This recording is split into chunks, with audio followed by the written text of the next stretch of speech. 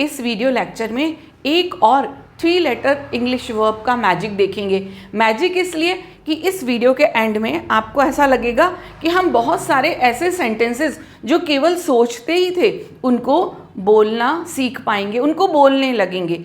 जिस तरह से हमने लेट वर्ब के यूज़ में लेटस और लेट मी के द्वारा बहुत सारे ऐसे सेंटेंसेस जो लगता था कि इनका स्ट्रक्चर क्या होगा, इनको कैसे बोलेंगे, इनको कैसे लिखेंगे, वो सीखा। इसी तरह से आज ये गेट वर्ब, जिसका हमने अभी तक पॉजिटिव यूज़ समझा था कि किस तरह से किसी काम को कन्विंस करना हो, परसुएट करना हो, किसी को एनकरेज करके करवाना हो, तो हम गेट वर्ब का यूज़ करते हैं।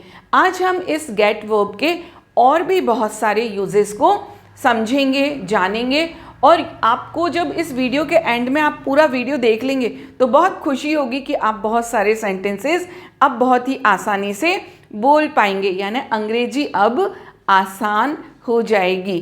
तो हम लोग शुरू करते हैं गेट वर्ब के यूजेस। थोड़ा सा रिवीजन कर लेते हैं कि जो ये गेट है इसके भी मेन वर्ब है, तो जैसे हर मेन वर्ब की 5 फॉर्म होती है, ऐसे ही इसकी भी है। Get V1 form, got V2, again got V3, यानी past participle. Getting continuous form and gets. Gets कब आता है? सिंपल प्रेजेंट में थर्ड पर्सन सिंगुलर नंबर के साथ में। थोड़ा सा रिवीजन करने से आगे जो सेंटेंसेस हैं उनमें वर्ब की फॉर्म को समझना आसान हो जाता है। अब देखते हैं आज जो ये गेट है इसका मीनिंग हम क्या समझते हैं? प्राप्त करना, किसी चीज़ को ऑब्टेन करना। लेकिन गेट इनफॉर्मल इंग्लिश में बहुत ही अलग अलग मीनिंग्स में यूज़ होती है, और यूज़ होती नहीं है, यूज़ हो रही है। तो आज हम इन्हीं अलग अलग, सोचिए कि बहुत सारे मीनिंग्स हैं जिनके लिए हमको अलग अलग सिचुएशन में अलग अलग वर्ब का यूज़ करना पड़ेगा। लेकिन यदि उन सिचुएशंस में एक ही वर्ब से काम चल जाए तो इंग्लिश कितनी आसान हो जाएगी। तो आज हम इसी इंग्लिश को आसान बनाने के लिए पढ़ रहे हैं गेट वर्ब के डिफरेंट मीनिंग्स को। तो जो पहला इम्पॉर्टेंट मीनिंग है, जो पहला इम्पॉर्टेंट यूज़ है गेट वर्ब का, वो किस सेंस में होता है? वो होता है कि यदि कोई काम हो रहा है या होना है according to tense. Simple present है तो आप गेट्स लगा देंगे, कंटिन्यूस है गेटिंग लगा देंगे। इस तरह से टेंस के अनुसार आपको गेट का यूज़ करना है।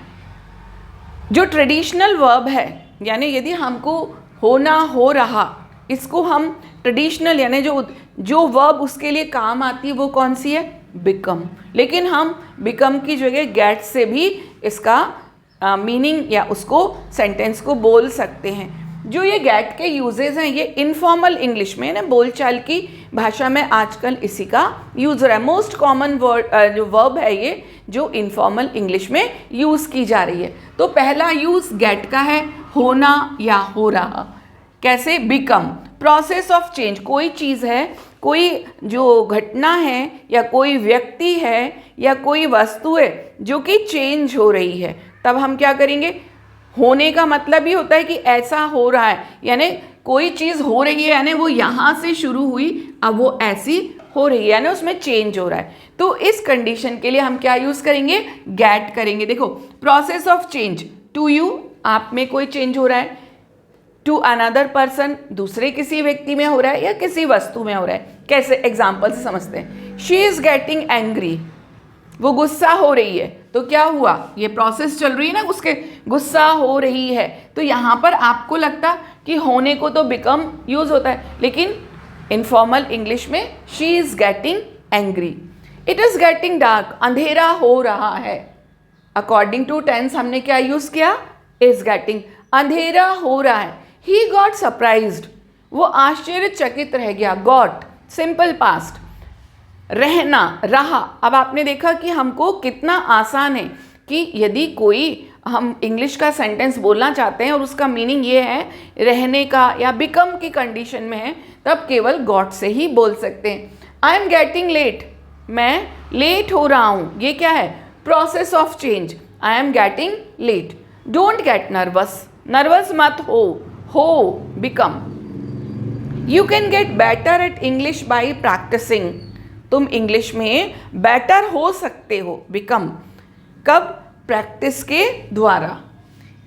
The condition is getting worse, किसी की भी कंडीशन, मान लो कोई पेशेंट है या और कोई सिचुएशन है जिसमें कि जो स्थिति है वो कैसी होती जा रही है। आप जो सेंटेंस है उसमें होने वर्ड पर हिंदी में, इस पर ध्यान दीजिए कि यदि हिंदी में हम ऐसा, क्योंकि जो हमारी मदर टंग है वो हिंदी है, और कई बार ऐसा होता है कि किसी भी सेंटेंस को बोलने से पहले 1 मिनट को हम उसको हिंदी में ही सोच लेते हैं, देन उसको ट्रांसलेट करते हैं। तो इस तरह के सेंटेंस जिसमें होना हो रहा है उसमें हम गेट का यूज़ करेंगे। और एक सेंटेंस देखते हैं, he got married, change process का है, ही गॉट मैरिड, उसकी शादी हो गई, ये भी क्या हुआ, प्रोसेस ऑफ चेंज। तो गेट का एक यूज़ जो कि बहुत ही इंटरेस्टिंग है और इनफॉर्मल इंग्लिश यानी बोलचाल की भाषा में जिसे बहुत यूज़ किया जाता है और यूज़ करना चाहिए, क्योंकि ये बहुत इजी यूज़ है।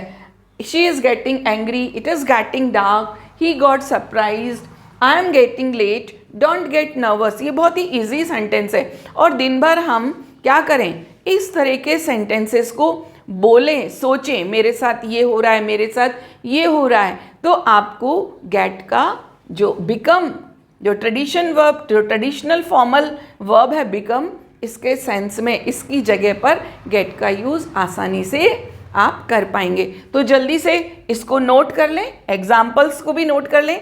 आगे हम लोग और भी इंटरेस्टिंग गेट के वर्ब को, जो गेट के यूज़ को पढ़ेंगे और उनको समझेंगे। जल्दी से इसको आप नोट कर लीजिए। गेट के थोड़े और यूजेस देखते हैं। जैसे मास्टर की होती है ना, एक चाबी से बहुत सारे ताले खुल जाते हैं, ऐसे ही ये गेट वर्ब भी है कि आप एक वर्ब से कितने सारे मीनिंग्स को याद करने की ज़रूरत नहीं है, कितनी सारी वर्ब को याद करने की ज़रूरत नहीं है। एक वर्ब से ही आपका बहुत सारा काम हो जाएगा। काम का मतलब आप बहुत सारे सेंटेंसेस को बोल सकेंगे, उन सिचुएशंस में गेट को यूज़ करके उस सेंटेंस को बोल सकेंगे।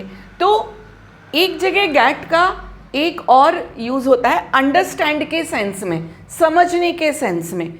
आई अंडरस्टैंड, मुझे समझ आ गया, मैंने समझ लिया। अब ये तो एक ट्रेडिशनल हो गया वर्ब की अंडरस्टैंड, लेकिन जो इनफॉर्मल इंग्लिश में आपने सुना होगा इसको गेट, अंडरस्टैंड की जगह गेट, यानी आई गॉट इट, मुझे समझ में आ गया, मुझे पूरी बात समझ में आ गई। एग्जाम्पल देखते हैं। गॉट इट, समझे, किसी बात को आप समझा रहे हैं और दूसरे से आप कह रहे हैं गॉट इट, आपको समझ में आया, आई गॉट इट, मेरे को समझ में आ गया। तो यहाँ पर गेट का मतलब अभी हमने क्या पढ़ा था, हो रहा था, बिकम के सेंस में।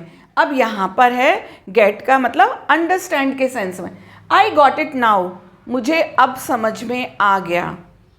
अंडरस्टैंड यानी समझने के सेंस में। आई डोंट गेट इट, मुझे समझ में नहीं आया, मैं नहीं समझा कि जो तुमने बोला। आई डोंट गेट इट, ये मेरे समझ में नहीं आया, मैं नहीं समझा इसे। डिड यू गेट इट, क्या तुमको ये समझ आया। When will you get me, तुम मुझे कब समझोगे। बहुत ही अच्छा सेंटेंस है, when will you get me. अभी तक हम चीज़ों को समझने की बात कर रहे थे, मुझे कब समझोगे, मैं तुमको नहीं समझा, मैं उसे नहीं समझा। इस सेंस में आप गेट का यूज़ करेंगे। When will you get me. I did not get what she said, उसने जो कुछ भी कहा, आई डिड नॉट गेट, मैं नहीं समझा, मुझे समझ में नहीं आया। तो ये क्या हुआ, गेट का जो यूज़ है वो अंडरस्टैंड के सेंस में। जहाँ पर अंडरस्टैंड लिखना है या बोलना है वहाँ पर आप बोलने में गेट वर्ब का यूज़ कीजिए। छोटे छोटे सेंटेंसेस हैं, I got it, I didn't get it, got it. इस तरह के सेंटेंस से आप अपनी इंग्लिश की जो प्रैक्टिस है उसको बढ़ा सकते हैं। एक और यूज़ है गेट का बाय यानी खरीदने के सेंस में। अब देखिए, अभी गेट अंडरस्टैंड के सेंस में, अब यदि कोई चीज़ खरीदनी है तो हम वहाँ पर गेट का यूज़ कर सकते हैं या करते हैं। आप इंग्लिश यदि टीवी पर या मूवीज़ में देखें तो बहुत फ्रीक्वेंटली गेट वर्ब का यूज़ किया जा रहा है। तो देखते हैं example. Get me some milk, get me some milk यानी कुछ मिल्क जो है मुझे वो परचेज बाय करना है, सो गेट मी, किसी शॉप पर गए और वहाँ पर आपने बोला गेट मी सम मिल्क, यानी मैं वहाँ पे खरीदने के लिए हूँ। I will get A mobile, I will get A mobile का मतलब I will buy A mobile, I will purchase a mobile. तो बाय या परचेज की जगह गेट का यूज़ करके हम उस सेंटेंस को बोल सकते हैं। और देखते हैं इसके बाद में नेक्स्ट जो गेट का यूज़ है वो रिसीव करना, प्राप्त करना, किसी चीज़ को पाना, फाइंड करना, पता लगाना। आई गॉट द आंसर, मुझे ये आंसर मैंने पता लगा लिया। तो इस सेंस में क्या क्या हुआ, पहला हमने था बिकम के सेंस में, कोई चीज़ हो रही है, it's getting dark, I am getting late. फिर अंडरस्टैंड के सेंस में, फिर बाय के लिए एंड रिसीव या फाइंड के लिए। एग्जाम्पल देखते हैं। आई गॉट योर लेटर, ये यू नहीं है यहाँ पर, your letter. I got your letter, इसका मतलब क्या हुआ, I received your letter. I got it from a shop, कोई चीज़ है, इट यानी कोई भी वस्तु है, उसको मैंने कहाँ से प्राप्त किया, कहाँ मुझे वो मैंने मिली मुझको, आई got it from a shop, एक दुकान पर। डिड यू रिसीव माई, यहाँ पे रिसीव की जगह हमको क्या लिखना है, क्योंकि हम गॉट पढ़ रहे हैं। ये ट्रेडिशनल वर्ब्स हैं जो आपको जब आप लिखेंगे फॉर्मल इंग्लिश में आपको क्या लिखना पड़ेगा, रिसीव लिखेंगे, क्योंकि वो बेटर है गेट के यूज से। Did you receive, did you got, did you gate, did है तो यहाँ पर क्या आ जाएगा, गेट, V1 आएगा। Did you get my email, क्या तुमको मेरा ईमेल मिला, क्या तुमने मेरे ईमेल को रिसीव किया। Did you get my email. I got a job, बहुत ही common sentence, I got a job, got यानी रिसीव करना, फाइंड करना। एक और एग्जाम्पल देखो रिसीव का, where did you get it from, तुम्हें ये कहाँ से मिला, कोई भी चीज़ है तो वो तुम्हें कहाँ से मिली, फाइंड के सेंस में यहाँ पे क्या है, वो चीज़ तुम्हें कहाँ से मिली। He got a gift on his birthday, यहाँ पर गॉट क्या है, प्राप्त करना, रिसीव के सेंस में। तो यहाँ पर हमने क्या देखा कि गेट का यूज़ अंडरस्टैंड के लिए, गेट का यूज़ किसी भी वस्तु को खरीदने के लिए, बाय करने के लिए, और गेट का किसी चीज़ को रिसीव करने के लिए या उसको फाइंड, उसका पता लगाने के लिए, उसको पाने के लिए, पता लगाना नहीं, फाइंड का मतलब पा लेना, इसके लिए। तो ये तीनों बहुत ही इंटरेस्टिंग गेट वर्ब के यूज़ हैं। आप इन तीनों को लिखिए और इनके एग्जाम्पल भी लिखिए, आराम से लिखिए। मैं वीडियो पॉज रखूँगी तो इनको आराम से एग्जाम्पल को, एग्जाम्पल नंबर ये 1 है, 2, 3 एंड 4, इस तरह से नंबरिंग है। जितने कुछ इसमें आप जगह छोड़ दें तो और एग्जाम्पल्स और सेंटेंस जो आपको लग रहा है कि हम ये बोल सकते हैं तो उनको भी गेट वर्ब का यूज़ करके लिखिए। तो जल्दी से इसको नोट करें, फिर और गेट के इंटरेस्टिंग यूजेस हम लोग पढ़ेंगे। कुछ और इंटरेस्टिंग यूज़ अब गेट वर्ब के देखते हैं। एक गेट का यूज़ होता है ब्रिंग के सेंस में, कोई चीज़ लानी हो, मेरे लिए एक ग्लास पानी लेकर आओ, मेरे लिए एक कप चाय लेके आओ, मेरे लिए खाना लेकर आओ, इस सेंस में लाना, ब्रिंग। तो जहाँ पर हम ब्रिंग यूज़ करते हैं इनफॉर्मल इंग्लिश में, बोलचाल की भाषा में, हम वहाँ पर गेट वर्ब से ही आराम से काम चला सकते हैं। देखिए एक गेट वर्ब से अभी तक हम इसके पहले 4 जो वर्ब हैं, ट्रेडिशनल वर्ब हैं, उनको रिप्लेस कर चुके हैं। दूसरा है फैच, फैच का मतलब भी लाना होता है, लेकिन फैच का मतलब जाकर लाना। जैसे कि मदर, पेरेंट्स हैं, वो स्कूल जाते हैं बच्चों को लेने के लिए, तो लेने जाना और जाकर आना। कभी कभी घर में कभी कोई आता है तो हम नाश्ता बाज़ार से ख़रीद कर लाते हैं, बाज़ार से लेकर आते हैं, तो जाना और लेकर आना, ये होता है फैच।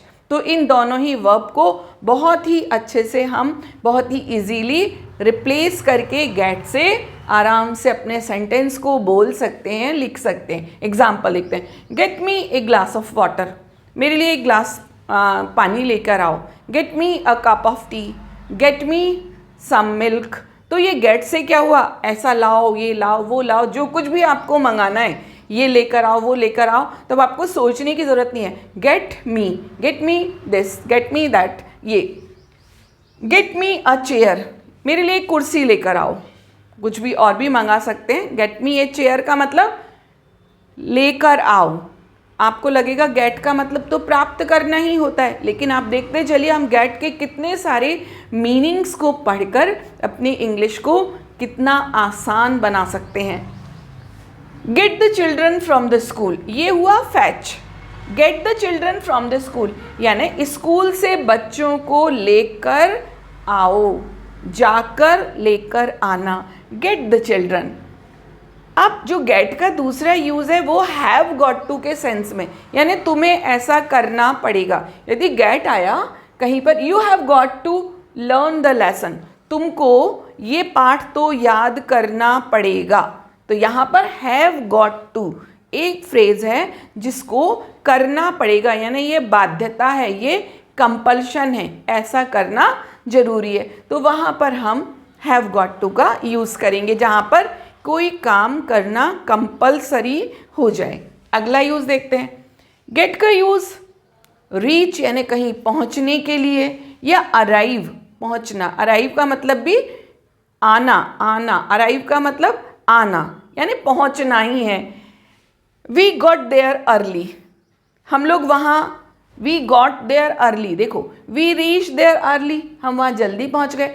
अब जल्दी रीच की जगह हमने क्या यूज़ कर लिया, वी गॉट देयर अर्ली, हम वहाँ जल्दी पहुँच गए। तो यहाँ पर जो गॉट है, आपको यदि ये यूज़ नहीं पता होगा सोचेंगे अब ये गॉट का मतलब क्या है, तो गॉट का किस चीज़ के लिए, रीच के लिए। वहाँ हम जल्दी आ गए, सेम सेंस है, हम वहाँ जल्दी आ गए मतलब जल्दी पहुँच गए। When will you get there, तुम वहाँ कब पहुँचोगे। When will you get there, कितना अच्छा यूज़ है, तुम वहाँ कब पहुँचोगे। Try to get there on time, कोशिश करो कि ऑन टाइम समय पर पहुँच जाओ। अब ट्राई टू गेट देयर, यदि गेट का यूज़ आपको नहीं पता, क्योंकि ये इनफॉर्मल इंग्लिश में, बोलचाल की भाषा में मोस्ट कॉमन वर्ब है जिसको यूज़ किया जाता है, तो हमें इसके यूजेस बिल्कुल पता होना चाहिए। पता होने के साथ साथ हमें भी इनको यूज़ करना चाहिए। अगला गेट का यूज़ होता है अर्न यानी कमाने के लिए, पैसा कमाने के लिए। आई गेट अ लिटिल, मुझे थोड़ा सा मिलता है। अब थोड़ा सा क्या, अर्न यानी जो मेरे को जो सैलरी मिलती है या जो मैं कमा पाता हूँ वो कितना है, I get a little. He gets 10,000 only, उसे वो केवल 10,000 ही अर्न कर पाता है, वो केवल 10,000 ही कमाता है। तो यहाँ पर गेट किसके सेंस में आ रहा है, अर्न के सेंस में। It is very difficult to earn money, earn लिख दिया है मैंने, यहाँ पर क्या आएगा, get. It is very difficult to get money, पैसा अर्न करना बहुत ही डिफ़िकल्ट है। He gets day and night, अब देखो ये कितना अच्छा सेंटेंस है, he gets day and night. यदि गेट वर्ब का हमको यूज़ नहीं मालूम है, उसके मीनिंग्स नहीं कि गेट किस किस सेंस में, किन किन मीनिंग्स में यूज़ होता है, तो इस सेंटेंस को समझना थोड़ा कठिन होगा। अब यहाँ पे ही गेट्स, अब आप क्या करेंगे, यदि आपको मालूम है कि यहाँ पर अर्न है तो ही अर्न्स डे एंड नाइट, वो दिन रात कमाता है। इतनी दिन रात केवल क्या करता है, पैसा ही कमाता रहता है, केवल पैसा बनाता रहता है। तो ये he gets day and night, कई बार बोलना नहीं, दूसरे की बात भी समझने के लिए हमको वर्ब की करेक्ट मीनिंग समझना जरूरी है। ठीक है, आप बोलने में थोड़ा समय लगेगा, लेकिन यदि हम पढ़ रहे हैं, कुछ भी देख रहे हैं और वहाँ पर वर्ब के अलग अलग सेंस में उसको यूज़ किया गया है, तो उसको समझने के लिए भी हमको उस वर्ब को जानना जरूरी है। तो इन सब को आप नोट कीजिए, एग्जाम्पल्स भी नोट करें। इसके बाद में हम गेट वर्ब के कुछ और इंटरेस्टिंग यूजेस, उसका और क्या मीनिंग होता है, उनको समझेंगे। कुछ और interesting meanings, different meanings get verb के अब हम लोग और समझते हैं। गेट का एक पे के सेंस में भी इनफॉर्मल इंग्लिश में यूज़ किया जाता है। पे का मतलब क्या होता है, चुकाना, भुगतान करना। I will get the bill, मैं बिल को, सपोज़ आप किसी पार्टी में गए अपने फ्रेंड्स के साथ में, अब आप वहाँ पे जो भी बिल आया है उसका पेमेंट करना चाहते हैं, तो आराम से इनफॉर्मल इंग्लिश में, बोलचाल की भाषा में एक वर्ब गेट को पकड़ लीजिए और बोलते जाइए, I will get the bill, मैं इस बिल का पेमेंट कर दूंगा। तो ये इस सेंस में गेट का यूज़ होता है। इसके बाद एक और होता है गेट का हियर सुनने के सेंस में। कई बार किसी ने कुछ बोला हमें नहीं सुनाई देता है, या किसी ने कुछ बोला हमें सही सही सुनाई देता है, इस सेंस में गेट का use. I did not get what he said, I did not gate, उसने जो कुछ भी कहा आई डिड नॉट गेट, मुझे नहीं सुनाई दिया। दो बातें, एक था गेट अंडरस्टैंड, एक तो किसी ने कुछ कहा आपके समझ में नहीं, आपने सुन तो लिया पर समझ में नहीं आया। आई did not get what you said, जो तुमने कहा वो मेरे समझ में नहीं आया। लेकिन यहाँ पर क्या है, जो कहा वो मुझे सुनाई ही नहीं दिया, इस सेंस में भी आप गेट वर्ब का यूज़ कर सकते हैं। I did not get what he said, I am not getting what you are saying, जो तुम बोल रहे हो वो मुझे सुनाई नहीं दे रहा है। They clearly got what I said, उनको बिल्कुल साफ साफ सुनाई दे गया जो भी मैंने कहा था। तो ये बहुत ही इंटरेस्टिंग है सुनने के सेंस में। एक होता है गेट का कहीं कहीं गो के सेंस में, जाने के लिए, बहुत लिमिटेड इसका यूज़ है, बहुत कॉमन नहीं है, लेकिन क्योंकि हम लोग पढ़ रहे हैं और मुझे लगा कि जब इतना सारा पढ़ रहे हैं तो हमको ये भी पता होना चाहिए। लिमिटेड है यानी ज़्यादा जगह नहीं होता। कैसे, गो आउट ऑफ हियर, तो यहाँ पर गेट आउट कॉमन है ये। Don't go there, don't get there, go की जगह हम गेट का यूज़ कर सकते हैं, लेकिन सब जगह नहीं, थोड़ी जो लिमिटेड कुछ सेंटेंसेस हैं वहीं पर यूज़ होता है। तो स्टूडेंट्स, आज हमने गेट के बहुत सारे डिफरेंट मीनिंग्स को समझा और जाना कि एक गेट वर्ब हमारे लिए कितने, ये मैंने आपको 11 मीनिंग्स बताएं, सिचुएशंस बताई हैं। ऐसी बहुत सारी और भी सिचुएशंस हैं जहाँ पर कि आप इस इंटरेस्टिंग और बहुत ही मैजिकल, जिसको कहना चाहिए, वर्ब को यूज़ कर सकते हैं और अपना जो इंग्लिश का स्पोकन वाला एरिया है जो थोड़ा वीक रहता है हिंदी मीडियम के बच्चों का, उसको आप बढ़ा सकते हैं, उसको स्ट्रॉन्ग कर सकते हैं। तो आप इस पर प्रैक्टिस करें, लिखें, बोलें, वो सिचुएशन, एक इमेजिनरी सिचुएशन क्रिएट करें कि अब मुझे इस वर्ब के इस मीनिंग को मुझे बोलना है, तो अपने माइंड में एक इमेजिनरी सिचुएशन को क्रिएट करें और फिर उस सेंटेंस को बोलें। तो इस तरह से हम इंग्लिश को बहुत आसान बना सकते हैं और मैं कोशिश कर रही हूँ कि ये इंग्लिश आपके लिए बहुत आसान हो जाए। वीडियो को देखिए, बार बार देखिए और अपना इस पर प्रैक्टिस कीजिए ताकि आपकी बहुत अच्छा इम्प्रूवमेंट प्रोसेस चले। अगले वीडियो तक के लिए जय हिंद।